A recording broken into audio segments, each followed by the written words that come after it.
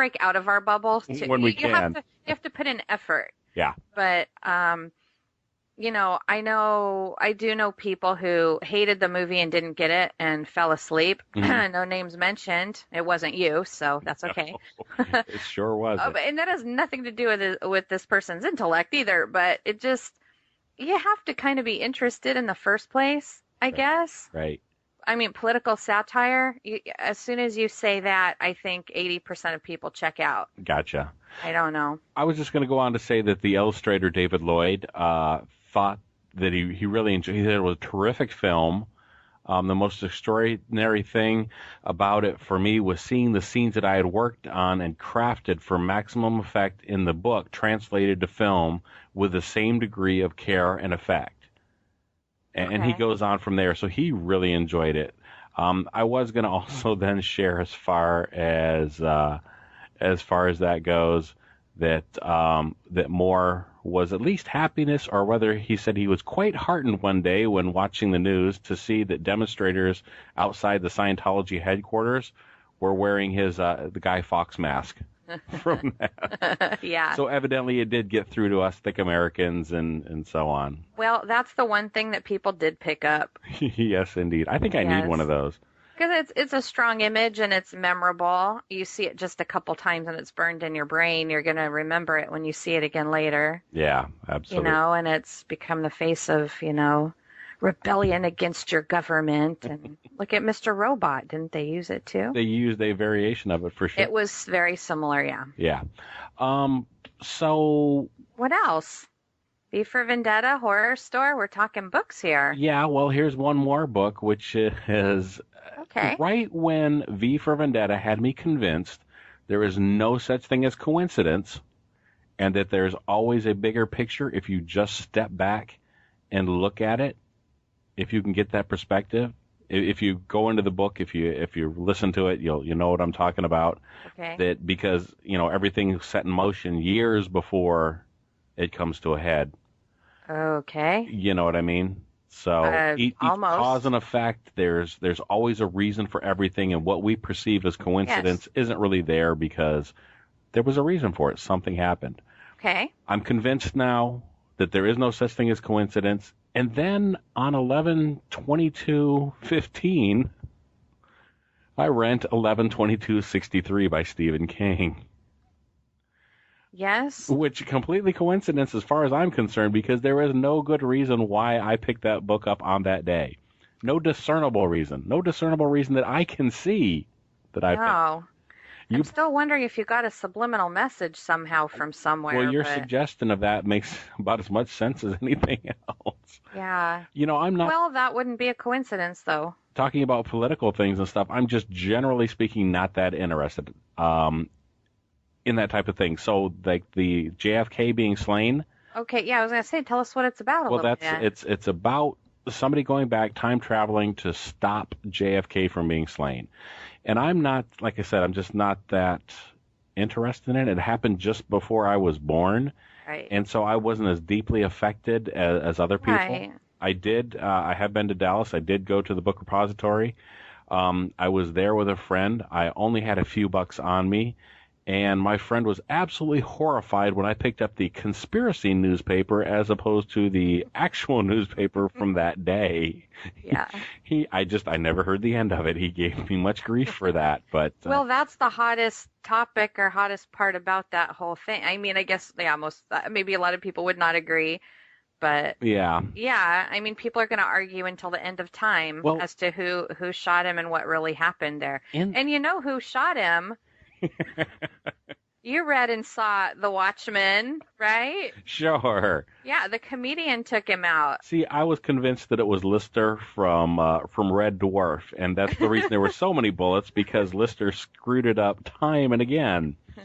However, getting back to that, in the book by Stephen King, there's a great line in there, and I think this is actually taken from print. I didn't do my research on it, but it basically... Shame on you. The person says that there's the freaking phone.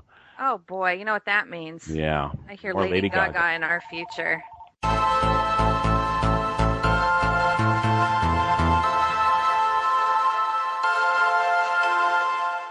dang it. Look at this, and it's the solicitor. You know what I'm going to do? Tell him to F.O. Actually, I hung up on him. Okay, let's keep talking. Sorry, Lady Gaga, not today. We got stuff to do. One of the political commentators, one person made the statement that Oswald was a wretched waif. And when you put him on a scale against JFK, the scales don't match up. And the only way that it matches up is if you stack these conspiracy theories and build it up into something bigger on the other side of the scale. It's the only way that makes sense, because more than anything, that appears to have been more of a crime of opportunity than anything else. Oh, okay. I think I got what he means then. Okay. So anyhow, we're off the track. What's really entertaining to me about this book, I mean, it's okay as far as the assassination goes. I haven't got to that. Track. Yeah. But you get to revisit Derry in this book. Derry, Maine? Derry, yes, exactly. And pray tell, what happened in Derry, Maine? Well, some very odd events, and featuring a clown. Yes. Yeah. It takes place a little while after, or our time traveler visits shortly after the story of It. Right. And, in 1958 or 59. I think you told me it was 58. I think so. But at any rate, so I'm really enjoying this book. It's a massive book. I mean, it's 23 discs, so I can't even imagine how many pages that is. That's a lot. It's a lot, but it's really good. I'm not reading that one to you ever. You don't have to. Luckily, I have somebody else reading it to me. Yes. Any other books, movies, anything else you want to talk about? Fargo, absolutely freaking awesome. Oh my gosh. Second season of Fargo. Oh, Fargo, how I love you. Oh, gosh. Oh, my gosh. If you haven't seen Fargo, oh my gosh, grab the first season.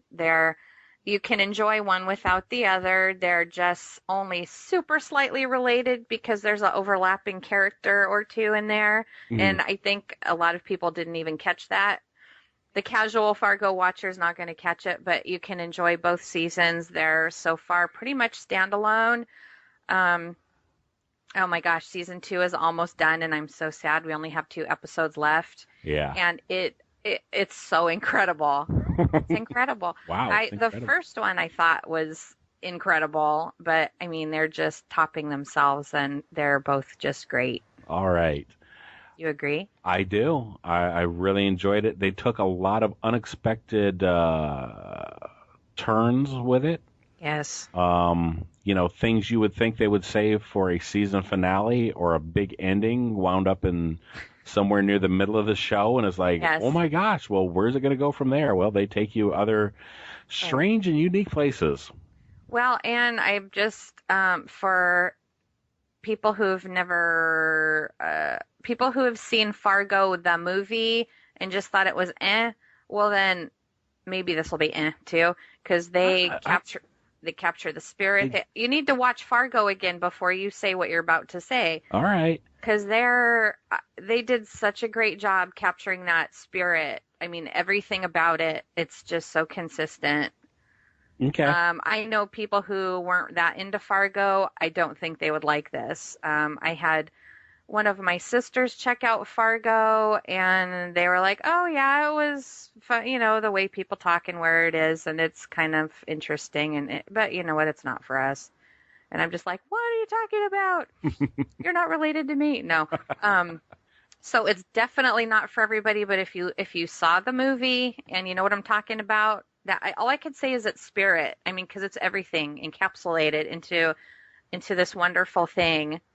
Everything. The people, the attitude, the locale, the language, the events that are happening, the crazy opposite, these criminals that'll do anything, and these people that have such high morale. The heroes are just such heroes, and it's wonderful. Okay. Yes. Well, you didn't pay me to say all that either. I really mean it. Like, oh my gosh, I sound like a paid spokesperson. Yeah, no. I'm the official Fargo spokesperson. I used to throw the monthly Fargo party back in the 90s after the movie came out. That's how much I loved that movie. All right. Like, gosh, we should have Watchmen parties. Costumes and everything. Oh, my gosh. Oh, my gosh. Just you and I could do it. Okay. Could be Dr. Manhattan. That'd be good. Oh, bye. Moving on, I think it's time for some crawling chaos. I have blue paint. I've never seen a diamond in the flesh. I cut my teeth on wedding rings in the movies, and I'm not proud of my address. In a torn up town, no postcode envy, but every song's like gold teeth, gray goose tripping in the bathroom, bloodstains, ball gowns, trash in the hotel room. We don't care. We're driving Cadillacs in our dreams, but everybody's like Cristal, Maybach, diamonds on your timepiece, jet planes, islands, tigers on a gold leash. We don't care. We aren't caught up in your love affair, and we'll never be royals. It's a run in our blood. That kind of luck just ain't for us. We crave a different kind of buzz. Let me be your root.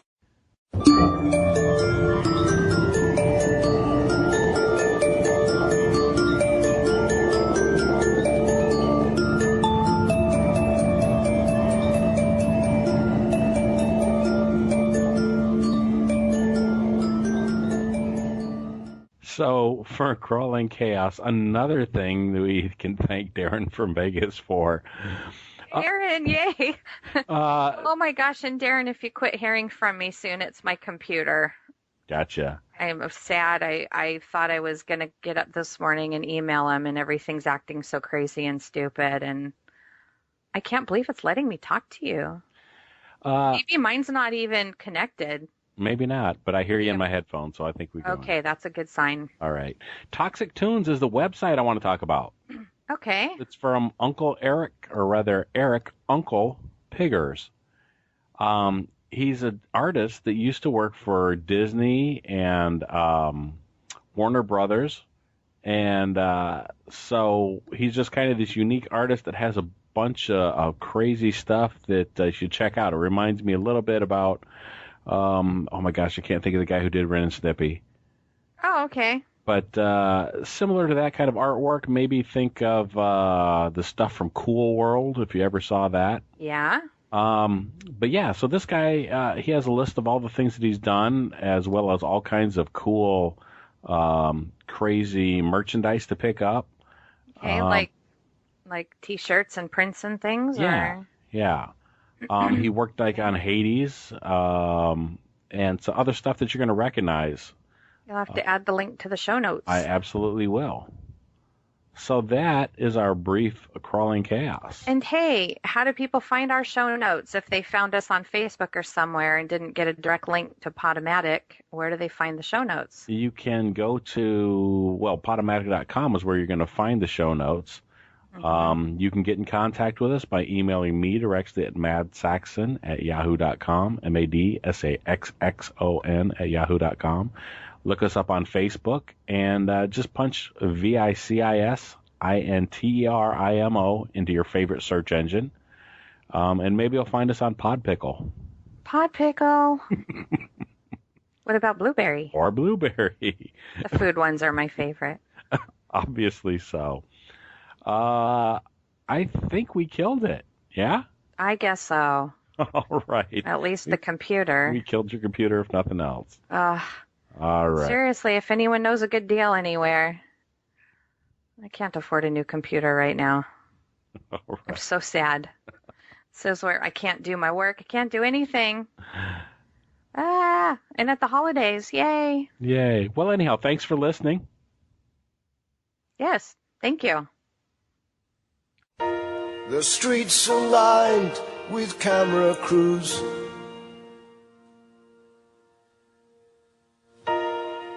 Everywhere he goes is news.